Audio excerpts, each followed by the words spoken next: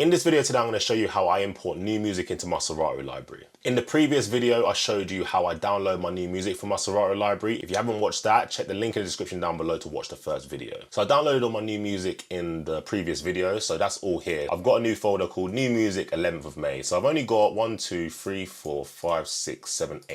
tracks to add into my music library. Every week, I don't really have that much to add into my music library. I only download tracks that I feel like I need or will add to my set. I've got my new bunch of tracks in my downloads folder and it's got a name of New Music 11th of May. So the first thing I want to do is I'm going to copy this, then I'm going to go into my music folder, then I'm going to go into my Serato folder here, and then I'm going to go into auto import. So auto import is the way I import new music into Serato. I know a lot of DJs just tend to just throw their music into Serato, drag it in or whatever, but this is the way I like to do it. So all I'm going to do now is just paste in here, and this now has my new music folder. So I'm going to go back to my downloads and just delete this folder now, so we don't have any duplicates on my music library. So I'm going to go back to my music folder, and then I'm going to go into the Serato folder, and then you can see in auto import it's in there. So next thing I'm going to do is open up Serato. So on the left hand side you've got my crates, and you can see the brand new crate that's been added into Serato. So New Music 11th of May. So inside here I've got the 9 tracks that I've added, and these are the columns that I have in my music library. So I've got grouping, song, artist, BPM, genre, plays, year, and bitrate. But what I'm going to do is replace the bitrate one today and put label. Let's get rid of bitrate, and I'm also going to put in here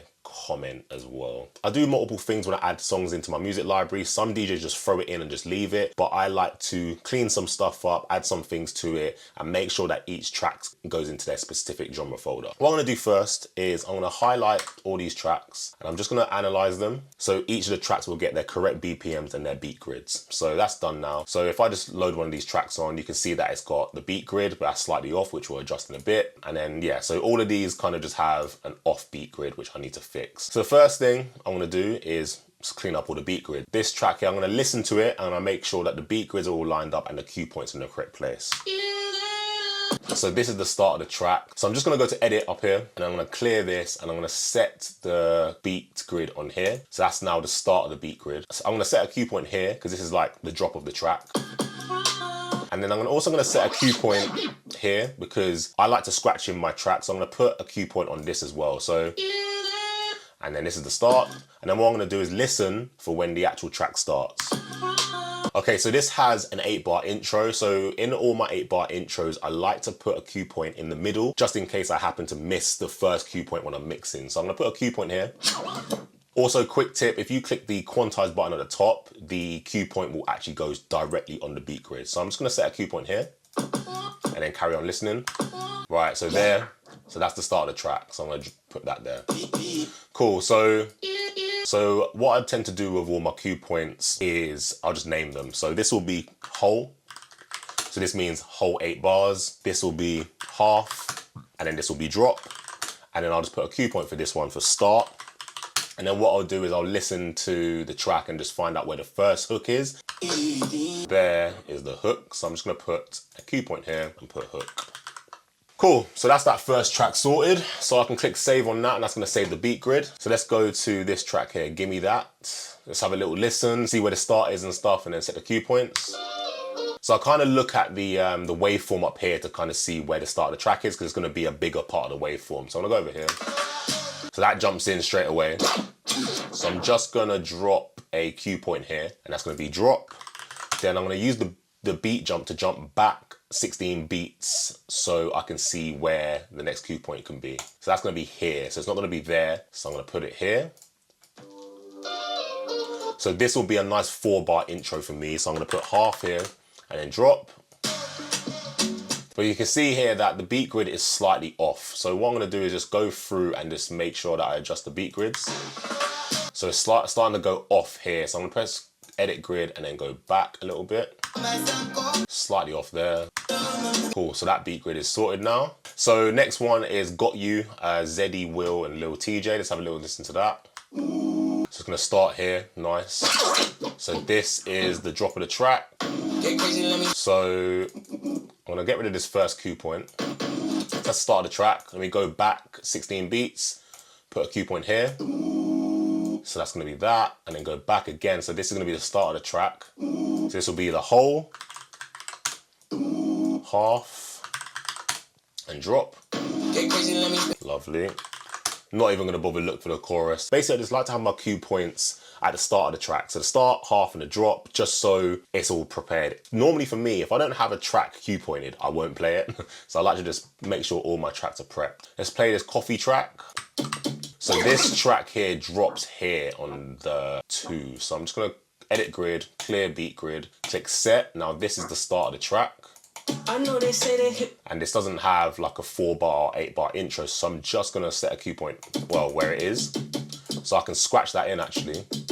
And I can also, you know what? So yeah, so I'm gonna set a cue point here. So I can scratch it in on that bit. I know they say they hit. Cool, so that's sorted. Now Laho. See this one, it starts just before the 9. I'm gonna keep this as a 4-bar intro. So I'm gonna put that half and put that as a drop. So that's that, and then this intro version here, I know this is intro, so this is just easy. So this is the first cue point, next cue point, drop.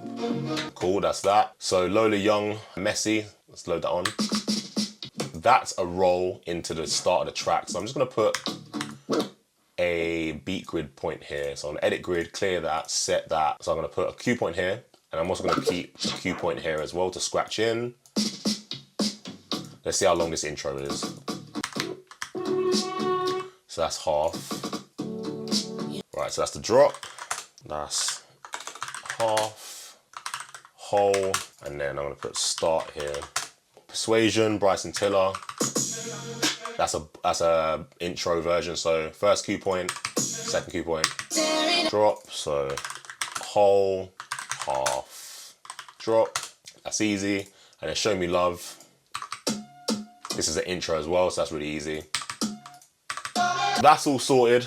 All the cue points are set up, all the beat grids are sorted. So next thing I want to do is I'm going to listen to each of the track and determine if it's going to be in my main set or my early doors set. So the way I determine early doors or main set is inside this grouping bit, I just type in set or no set. So Baby It's a Crime, Rayma, so that's a main set song for me, so I'm going to put set. Give me that, so I'll listen to this quickly.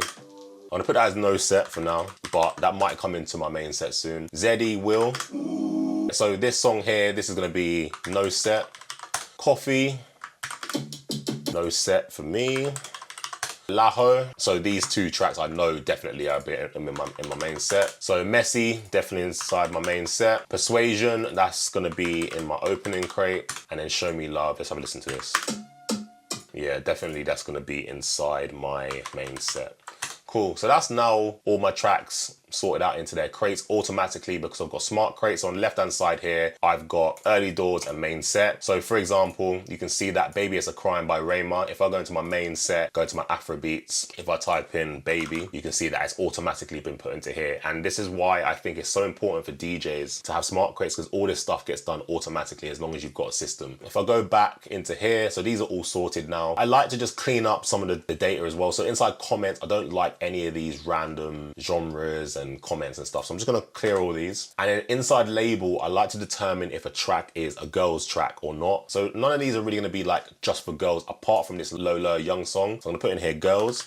So what that's gonna do is gonna automatically put it inside my girls smart crate inside my main crate. So if I go inside main set and go to girls and I type in Lola Young, it's automatically been put in there. So when I DJ and I'm in my main set and it's time to DJ for the girls, this song's gonna be automatically put in there. So the next thing I'm gonna do is move all these tracks into their specific genre folders on my computer. If I show you inside my files tab and go to my music folder and go to all music, I have all my music organized by genre. So I've got all music folder, then I've got 80s, acapella, Afrobeats, etc. So I'm just gonna close the top here to have a bit more space. What I just tend to do now is just click genre and I can have all the tracks grouped by genre. So I can just grab these tracks here and then go to Afrobeats and then I can click remove original references from library, click move. Now they're all gonna be moved into my Afrobeats folder. So I can show you, if I go to location, you can see that these tracks here have now been moved into my All Music folder and into the Afrobeats folder. These next 4 tracks are in the imported folder. So this Zeddy Will and Lil TJ track, so I'm just gonna pick this up, drag it over hip hop, remove original references and click move. That's been moved into my hip hop folder now. So this pop track here is gonna go inside my commercial folder. So I'm just gonna go to commercial, click remove original references, click move. Then Bryson Tiller track R&B, so that's gonna be inside R&B. And then this last track here, the coffee track, is gonna be inside my reggae folder. I'm just gonna go inside reggae, click remove original references from library and then click move. Now all of these tracks have been moved into their specific genre folders on my computer. Everything's all organized and I haven't got to worry about any tracks being missed. So that's me importing new music inside my Serato library. In the next video, I'm gonna walk you through my entire crate structure and walk you through each of my crates. To watch that video, click here.